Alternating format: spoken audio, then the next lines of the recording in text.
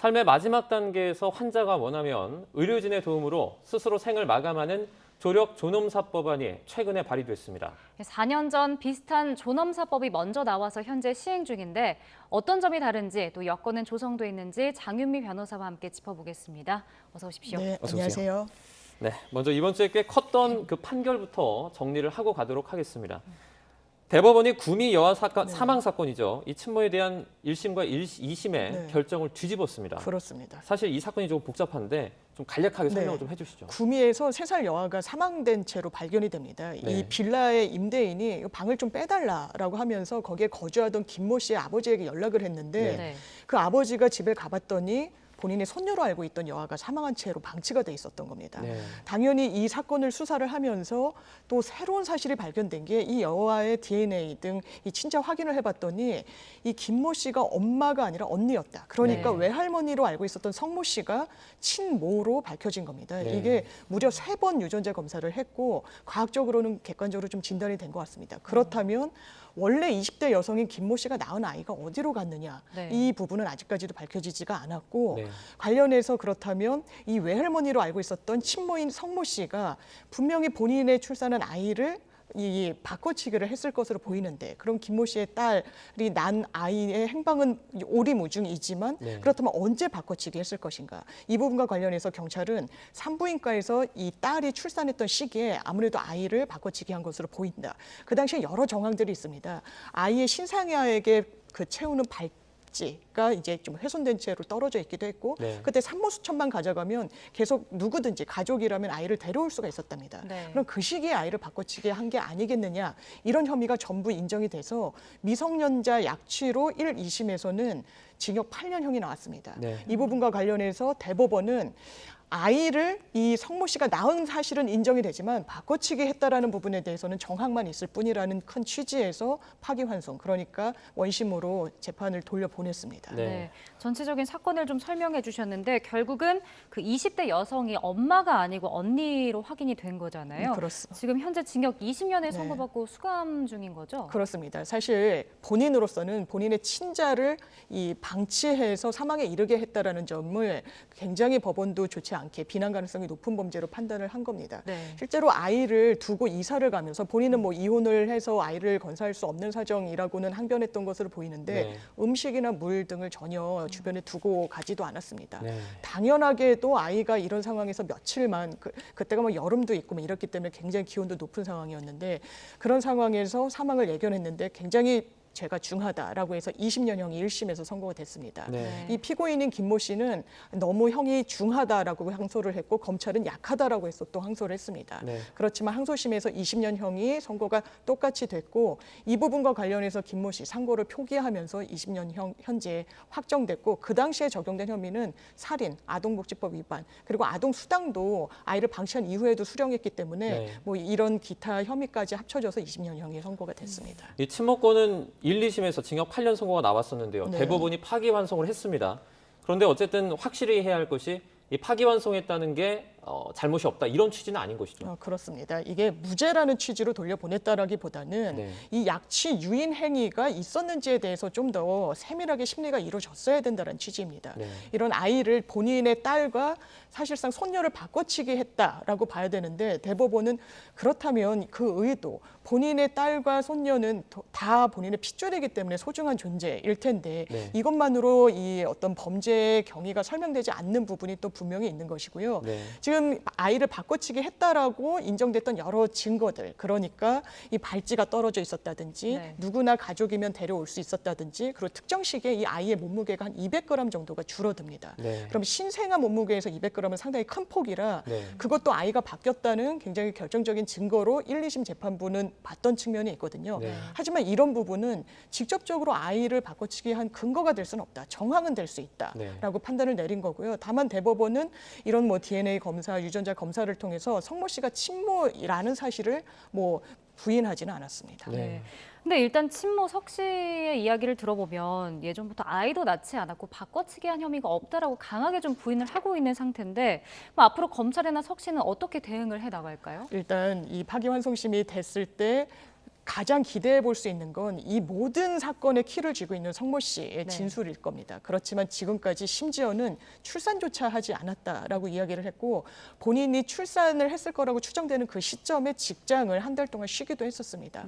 그리고 계속해서 구입하던 여성용품을 구입하지 않았던 그런 정황들도 모두 출산을 했는데 그 사실을 거짓 진술한 부분이 뭔가 본인의 혐의를 감추려는 의도였다라고 해서 불리하게 판단을 받았습니다. 아마 이런 그런 입장은 계속 견지해 나갈 것으로 보여서 실제로 그럼 실체적인 사실관계에 얼마나 이 파기환송심에서 접근할 수 있을지 좀 미지수인 부분이 또 있고 이 부분과 관련해서는 아마 본인은 그대로 입장을 견지하되 이 수사기관에서는 추가로 그렇다면 아이를 바꿔치기 했다라는 이 부분에 대한 추가 입증을 할 수밖에 없을 겁니다.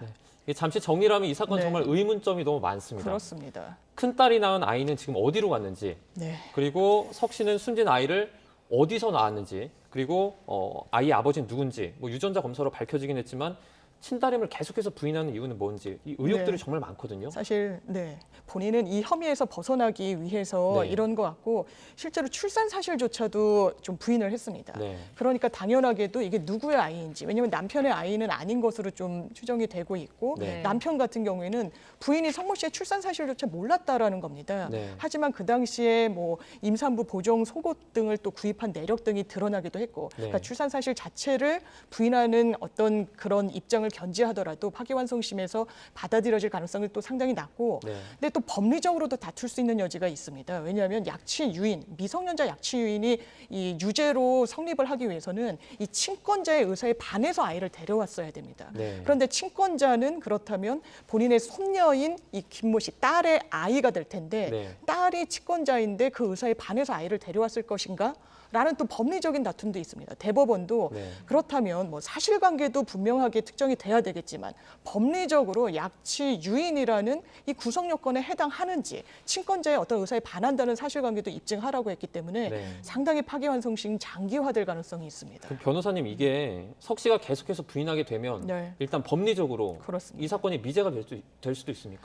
그렇지만 법원에서는 사실 사실관계에 대해서는 확정을 지어줘야 됩니다. 이 부분과 관련해서 뭐 모른다, 미제다라고 남겨둘 수는 없기 때문에 뭔가 이 부분을 약취유인을 했다, 아니다에 대해서 판단은 분명히 내려주겠지만 그 근거에 대해서 또 대법원에 올라갔을 때 이게 정황만으로는 인정하기 어렵다라는 판단을 받을 가능성은 좀 열려 있습니다. 알겠습니다. 자, 계속해서 다음 주제로 좀 넘어가 보겠습니다. 자, 국내에서 처음으로 조력 존엄사법이 최근 발의가 됐습니다. 근데 사실 국내 첫 존엄사법으로는 연명의료 결정법이 있잖아요. 근데 이 두 개의 차이점은 어떻게 되는지 먼저 설명해 주시죠. 일단 안락사에는 두 가지 방식이 있습니다. 적극적인 안락사와 소극적인 안락사가 있는데 말씀 주신 대로 이 연명치료법에 따라서 입법화된 2018년도의 법은 소극적 안락사를 허용하는 겁니다. 그러니까 내가 기계적인 아니면 다른 연명 장치를 통해서 이 생을 연장하고 있을 때 본인이 이걸 중단하고 싶다라고 하면 어느 일정 요건이 돼야 됩니다. 의사 2명의 어떤 더는 좀 회생 가능성이 없다라는 진단이 있어야 되고 본인의 의사가 정확하게 확인이 돼야 되는 여러 요건을 충족시켰을 때 소극적 안락사를 허용하는 법안은 우리나라에서도 2018년도에 도입이 됐고 지금 새로 입법이 발의된 이 안락사법 같은 경우에는 조력사법이라고 해서 적극적 안락사는 의사가 어떤 약물을 투여해서 이 사망에 이르게 하는 그런 방법입니다. 그렇지만 그런 것이 아니라 의사의 처방이 있은 이후에 의사의 지도하에 환자 스스로가 이 치사량에 이르는 약물을 투여하는 등의 방식으로 사망에 이르게 하는 이런 조력사법이 현재 그 민주당 안규백 의원에 의해서 대표 발의된 그런 상황입니다. 이제 이런 존엄사법 같은 경우에 법제화라는 부분에서 어떻게 보면 극단적인 개념일 수 있는데요. 이 지난해 나온 한 설문조사 결과를 보면요. 시사점이 좀 많은 것 같습니다. 이에 대해서 찬성하는 부분이 좀 많은 것 같아요. 그렇습니다. 왜냐하면 이게 예전에 비해서 훨씬 이제는 이 존엄한 죽음을 택할 권리에 대해서 법제화하고 사회적으로도 논의해야 되는 거 아니냐라는 의견이 훨씬 높아지고 있습니다. 이 부분과 관련해서 반대하는 입장에서는 뭐 예전에 여론조사 중 일부는 이 환자 내지는 환자 가족에 대해서 물었기 때문에 오히려 좀 낮았는데 최근에는 일반 국민들 것들을 해서 더 높아지게 됐다. 뭐 이래서 지표도 한번 봐야 되겠지만 어쨌든 이 죽음을 선택하는 방식에 있어서 이것을 제3자가 아니라 정말 그 당사자, 고통을 감내하고 있는 본인에게 그 해결할 수 있는, 그리고 이 부분을 좀 선택권을 주는 방향이 맞지 않느냐라는데 많은 분들이 공감하고 계시는 것 같습니다. 네. 지금 뭐 표로 보셨지만 찬성 비율이 지금 76%를 넘은 거였어요. 근데 이 조사가 2008년과 2016년에도 있었는데 그때는 찬반이 50대 50이었습니다. 네. 이렇게 늘어난 이유는 뭘까요? 사실 그 중간에 소극적 안락사법도 생기기 전에 여론조사였기 때문에 네. 어떤 죽음을 선택하는 데 있어서 어떠한 선택지도 놓여있지 않은 상황이라 이 부분과 관련해서는 좀 반대 입장이 많았었던 것 같고 이제는 소극적 안락사라는 것도 2018년도에 뭐 김모 할머니 사건이라고 해서 대법원이 인정을 해줬습니다. 어떤 존엄한 죽음을 선택하기 위해서 정말 어떤 연명할 가능성이 없고 죽음이 임박한 상황이고 환자의 고통이 감내할 수 없을 정도에 이르렀다라고 판단한다면 그럼에도 불구하고 그냥 생명 유지 장치에 의해서 생명을 연장하는 게 맞느냐. 그렇지 않다라는 데 대한 공감대가 점점 높아지는 것 같습니다. 네. 이번에 발의된 조력 존엄사법 같은 경우에 의사에게도 어느 정도의 권한을 좀 주지 그렇습니다. 않습니까? 이 부분이 좀 남용에 대한 우려도 있을 것 같아요. 그렇습니다. 전문가들 중에서는 이 부분을 상당히 좀 우려하는 부분이 있습니다. 왜냐하면 이 노인층을 대상으로 조사를 해봤더니 이 안락사법에 찬성하는 비중이 더 높습니다. 그런데 그 이유를 짚어보면 남은 여생이 좀 의미가 없다라든지 더 이상은 가족에게 부담을 주고 싶지 않다라는 부분이 있습니다. 이 연명치료 내지는 치료를 계속하면서 생명을 연장했을 때는 그 드는 비용이나 이런 부분도 상당히 가족들 그리고 본인에게도 부담이 되는 게 사실입니다. 그렇다면 본인은 삶의 의지가 있지만 이런 여러 가지 제3의 요소들, 가족에게 대한 부담, 경제적인 어떤 그런 손실에 대한 우려 이런 부분 때문에 죽음을 선택하는 그런 부분에 대해서는 최소한 막아야 되지 않겠냐라는 또 우려의 목소리가 있는 게 사실입니다.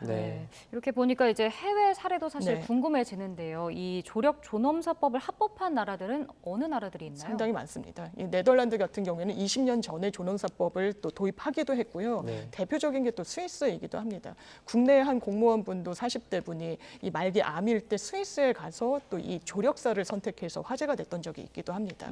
그래서 벨기에, 캐나다 그리고 미국의 워싱턴 주 등에서도 이 조력사법을 선택을 하고 있어서 근데 미국 같은 경우에도 일부 주는 허용하지만 일부 주는 허용을 하고 있지 않아서 허용되지 않는 주의 사람이 허용되는 주로 가서 안락사를 하는 장면이 또 뭐 유튜브를 통해서 알려지기도 하고 여러 해외에서는 이런 입법례를 갖고 있습니다. 그러면 변호사님께서 보실 때 사회적 분위기가 바뀌는 건 좀 맞는 것 같지만 어쨌든 지금 확대된 이 존엄사법 입법화될 때가 됐다 이렇게 판단하십니까? 최소한 논의의 첫 발을 떼야 되진 않을까라는 생각이 듭니다. 2018년도에 소극적 안락사를 선택한 게 무려 이제 4년 전이고 이제는 그렇다면 다른 방식의 선택지도 있어야 되는 거 아니냐. 넘어야 되는 건 좀 종교계의 반발이기도 합니다. 교황은 이게 인간적이지도 않고 종교적이지도 않고 기독교적이지도 않다라고 이야기를 했는데 이 부분과 관련해서 최근에 또 이탈리아에서 바로 그 존엄사를 선택할 수 있도록 헌법재판소의 판결이 이탈리아에서 있었고, 최근에 시행이 됐죠. 그래서 이런 어떤 기준에 따라서 존엄사를 선택하고 있습니다. 이 국가가 굉장히 카톨릭 그 전통이 강한 국가 아니겠습니까? 그러니까 해외의 어떤 사례를 좀 채택하고 논의를 해서 우리도 논의에 좀 첫 발을 뗐으면 좋겠다는 의견입니다.